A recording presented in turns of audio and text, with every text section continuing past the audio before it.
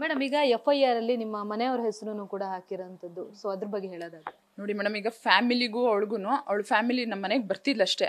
ನಮ್ಮ ಕುಕ್ ಹತ್ರನೂ ಮಾತಾಡ್ತಾ ಇದ್ಲು, ನಮ್ಮ ತಾಯಿ ಹತ್ರನೂ. ನಮ್ಮ ತಾಯಿ ಒಂದೇ ಸರಿ ಅವತ್ತು ಅವಳು ಬಂದಿದ್ದು ಫಸ್ಟ್ ಡೇನೇ ಹೇಳಿದ್ರು. ಅವಳು ಯಾವಾಗ ಕಾಲು ಮುಟ್ಟಿ ನಮಸ್ಕಾರ ಮಾಡ್ಕೊಂಡು ಅವತ್ತೇ ಹೇಳಿದ್ರು ನಮ್ಮ ತಾಯಿ, ಇವಳು ಯಾಕೋ ಡ್ರಾಮಾ ಥರ ಕಾಣಿಸ್ತಾಳೆ, ನೀನು ದೂರ ಇಡು ಅಂತ. ಅವಳು ನಮ್ಮ ತಾಯಿಗೆ ಹೇಳಿದ್ಲು, ಅಮ್ಮ ಎಲ್ಲರೂ ನಿಮ್ಮ ಮಗಳು ಮೋಸ ಮಾಡೋಳೆ, ನಾನು ಮಾಡಲ್ಲ ಅಮ್ಮ, ನಿಮ್ಮ ಮಗಳು ನನಗೆ ಸ್ವಂತ ತಂಗಿ ಇದ್ದಂಗೆ, ಅವಳ ನಾನು ತುಂಬ ಚೆನ್ನಾಗಿ ನೋಡ್ಕೋತೀನಿ ಹಾಗೆ ಹಿಂಗೆ ಅಂತ ನಮ್ಮ ತಾಯಿಗೂ ಅವಳು ಮಾತು ಕೊಟ್ಟಿದ್ಲು.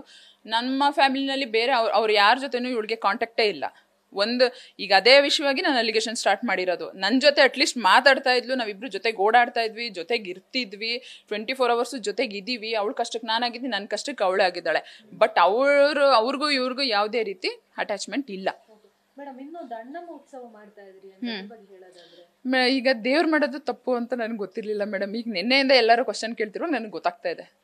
ದೇವ್ರು ಮಾಡೋದು, ದೇವ್ರು ಕರ್ಸೋದು, 4 ಜನಕ್ಕೆ ಅನ್ನ ಹಾಕೋದು ತಪ್ಪು ಅಂತ ನನಗೆ ಇವತ್ತೇ ಗೊತ್ತಾಗ್ತದೆ. ದೊಡ್ಡ ಮಟ್ಟದಲ್ಲಿ ಮಾಡ್ತಾ ಇದ್ರಿ, ಅದಕ್ಕೆ ನಿಮ್ಮ ಮೇಲೆ ಇದು ಮಾಡಿದ್ರ ಮೇಡಮ್? ಆಲ್ಮೋಸ್ಟ್ 4 years ಇಂದನೂ ನಾನು ದೊಡ್ಡ ಮಟ್ಟದಲ್ಲೇ ಮಾಡ್ತಿದ್ದೀನಿ.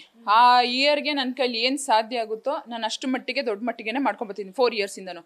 ಇದರಿಂದ ನಾನು ರಾಜಕೀಯವಾಗಿ ನಿಂತ್ಕೋಬೇಕಂತನೋ ಅದು ಇದು ಯಾವುದೂ ಇಲ್ಲ. ಕೆಲವು ವ್ಯಕ್ತಿಗಳು ನನ್ನನ್ನು ತುಂಬ ಫೋರ್ಸ್ಫುಲಿ ಕೇಳಿದ್ದಾರೆ, ಇಲ್ಲ ನಿಂತ್ಕೊಳ್ಳಿ, ನೀವು ಬಂದರೆ ಒಳ್ಳೇದಾಗುತ್ತೆ ಅದು ಇದು ಅಂತ. ನಾನು ಅವ್ರ ಮುಂದೆ ಅಷ್ಟೇ ಹೇಳಿರೋದು, ನನಗೆ ದೇವ್ರ ಸೇವೆ ಮಾಡೋದು ಬಿಟ್ಟರೆ ಬೇರೆ ಇನ್ಯಾವ ಉದ್ದೇಶ ನನಗಿಲ್ಲ ಅಂತ.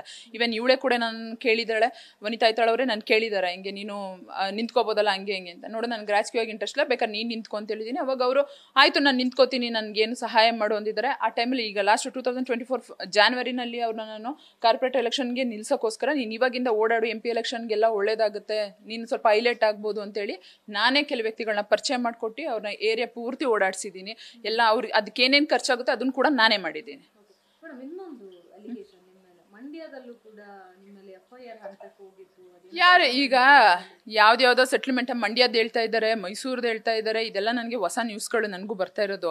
ಅದೇನಿದೆ ಅವ್ರು ಎಲ್ಲನೂ ಕೋರ್ಟಿಗೆ ಬರಲಿ ಬಿಡಿ, ಇವಾಗ ಕೋರ್ಟ್ಗೆ ಬಂದು ಕೋರ್ಟಲ್ಲಿ ತೀರ್ಮಾನ ಮಾಡ್ಕೊಳ್ಳಿ ಬಿಡಿ. ಅವ್ರದ್ದೇನಿದೆ ಅವ್ರು ತಗೊಬರ್ಲಿ, ನಂದು ಇವ್ರು ಏನೇನು ಮಾಡಿದ್ದಾರೆ ನಾನು ತಗೊಂಡು ಬರ್ತೀನಿ. ಈಗ ಇವ್ರು ಏನೇನು ಸಾಲ ಮಾಡಿದ್ದಾರೆ, ಇವ್ರು ಎಲ್ಲೆಲ್ಲ ನನಗೆ ಒಂದು ಅರ್ಥ ಆಗ್ತಿಲ್ಲ ಮೇಡಮ್. ಇವರು ಸಾಲ ಮಾಡಿದಾರಲ್ಲ, ಇವ್ರು ಸಾಲ ಮಾಡಿಬಿಟ್ಟು ಎಷ್ಟೊಂದು ಜನ ಕೋಆಪರೇಟಿವ್ ಬ್ಯಾಂಕಲ್ಲಿ ಇವ್ರು ಎಷ್ಟೋ ಜನಕ್ಕೆ ಸಾಲ ಕೊಡಬೇಕು, ಅದು ಸಾಲ ಅಲ್ಲ, ಅದು ಫ್ರಾಡ್ ಅಲ್ಲ. ಇವ್ರು ಒಂದು ಪ್ರಾಪರ್ಟಿನ 4 ಜನಕ್ಕೆ ಮಾಡಿದ್ರು, ಇದು ಫ್ರಾಡ್ ಅಲ್ಲ. ನನಗೆ ಗೊತ್ತಿರುವಂಥ ಟೀಮಲ್ಲಿ ನಾನು ಯಾರ ಮನೆ ಬಾಕ್ಲಿಗೆ ಹೋಗಿ ನೀವು ದುಡ್ಡು ಕೊಡಿ ಅಂತ ಕೇಳಿಲ್ಲ. ಕೆಲವು ವ್ಯಕ್ತಿಗಳು ಸಣ್ಣ ಪುಟ್ಟ ಇನ್ವೆಸ್ಟ್ಮೆಂಟ್ ನನ್ನ ಹತ್ರನೂ ಮಾಡಿದ್ದಾರೆ, ನಾನು ಅದನ್ನು ಬೇರೆ ಕಡೆ ಇನ್ವೆಸ್ಟ್ಮೆಂಟ್ ಮಾಡ್ತೀನಿ, ಅವ್ರ ಕೈಲಾದಷ್ಟು ನಾನು ಅವ್ರಿಗೆ ಸಹಾಯ ಮಾಡಿದ್ದೀನಿ. ಬಿಟ್ಟರೆ ಬೇರೆ ಯಾರಿಗೂ ನಾನು ಮೋಸ ಮಾಡೋ ಇನ್ನೊಂದು ಮಾಡೋ ಏನೂ ಮಾಡಿಲ್ಲ. ಇವ್ರು ಮಾಡಿದ್ರೆ ಸಾಲ ಅಲ್ಲ, ನಾನು ಮಾಡಿದ್ರೆ ಸಾಲನಾ? ನಾನು ಮಾಡಿದ್ರೆ ಫ್ರಾಡ್ ಮಾಡ್ತಿದ್ದೀನಿ, ಇವ್ರು ಮಾಡಿದ್ರೆ ಇನ್ನೊಂದು ಮಾಡ್ತೀನಿ. ನಾನು ಒಬ್ಬಳೇ ಸಾಲ ಮಾಡಿಲ್ಲ, ಇಡೀ ಕರ್ನಾಟಕನೇ ಸಾಲ. ಯಾವೊಬ್ಬ ವ್ಯಕ್ತಿ ಒಂದು ಬಿಸ್ನೆಸ್ ಮಾಡ್ಬೇಕಂದ್ರೂ ಸಾಲ ಮಾಡೇ ಮಾಡ್ತಾನೆ. ನಾನೇನು ಸಾಲ ಮಾಡಿ ಇವರು ಯಾರು ಬಂದು ಏನು ಮಾತಾಡಿದ್ದಾರೆ ಅದನ್ನಾದ್ರೂ ಹೇಳಿ ಮೇಡಮ್. ಇಂಥವ್ರು ಬಂದು ಹಿಂಗೆ ಹೇಳ್ತಿದ್ದಾರೆ, ಹಿಂಗೆ ಮಾತಾಡ್ತಿದ್ದಾರೆ. ಇವರು ಕೆಲವು ವ್ಯಕ್ತಿಗಳನ್ನ ಎತ್ತು ಕಟ್ತಾ ಇದ್ದಾರೆ. ಈಗ ಇದೆಲ್ಲ ನ್ಯೂಸ್ ಆದಮೇಲೆ ಕೆಲವು ವ್ಯಕ್ತಿಗಳನ್ನ ಎತ್ತು ಕಟ್ತಿದ್ದಾರೆ. ಇಲ್ಲ ನಾನು ಒಬ್ಬಳೇ ಹೋದ್ರೆ ಆಗಲ್ಲ, ನೀನು ಬಾ ಅಂತ. ಕೆಲವು ವ್ಯಕ್ತಿಗಳು ನನಗೆ ಫೋನ್ ಮಾಡಿ ಹೇಳ್ತಿದ್ದಾರೆ, ಮೇಡಮ್ ಹಿಂಗೆ ನಾನು ಕರೀತಾ ಇದ್ದಾರೆ, ನಾವೇನು ಮಾಡಬೇಕು ಅಂತ ಅಂದ್ಬಿಟ್ಟು. ನಿಮ್ಮ ಇಷ್ಟ ಅಪ್ಪ, ನಿಮಗೆ ತೊಂದರೆ ಆಗಿದ್ರೆ ನಮ್ಗೇನು ತೊಂದರೆ ಆಗಿದೆ ಮೇಡಮ್, ನಾವು ಹೋಗಲ್ಲ ಅಂತ ಹೇಳ್ಬಿಟ್ಟು ಎಲ್ಲರೂ ಫೋನ್ ಕಟ್ ಮಾಡ್ತಿದ್ದಾರೆ, ಈ ಥರ ಮಾಡ್ತಿದ್ದಾರೆ. ಮೇಡಮ್ ಲಾಸ್ಟ್ ಕ್ವಶನ್, ಇನ್ನು ಮುಂದೆ ನಿಮ್ಮ ಹೋರಾಟ ಹೆಂಗಿರುತ್ತೆ ಅಂತ ಹೇಳಿ? ಮೇಡಮ್ ಕಾನೂನು ಮುಖಾಂತರ ನಾನು ಹೋರಾಡಕ್ಕೆ ರೆಡಿ ಇದ್ದೀನಿ. ಅದು ಏನಿದೆ ಎಲ್ಲ ಕೋರ್ಟಲ್ಲಿ ನಾನು ನೋಡ್ಕೋತೀನಿ. ಅವ್ರ ಹತ್ರ ಏನಿದೆ ಅವರು ಕೋರ್ಟಿಗೆ ಹಾಕ್ಲಿ. ನ್ಯಾಯ ನನ್ನ ಕಡೆ ಇದ್ರೆ ನನಗೆ ಸಿಗುತ್ತೆ, ಅವ್ರ ಕಡೆ ಇದ್ರೆ ಅವ್ರಿಗೆ ಸಿಗುತ್ತೆ. Thank you. ಇದಿಷ್ಟು ಐಶ್ವರ್ಯ ಗೌಡ ಅವರ ಮಾತು. ಕ್ಯಾಮ್ರಾ ಪರ್ಸನ್ ಸೂರಜ್ ಜೊತೆ ಅಂಕಿತಾರೆ. News First Bengaluru.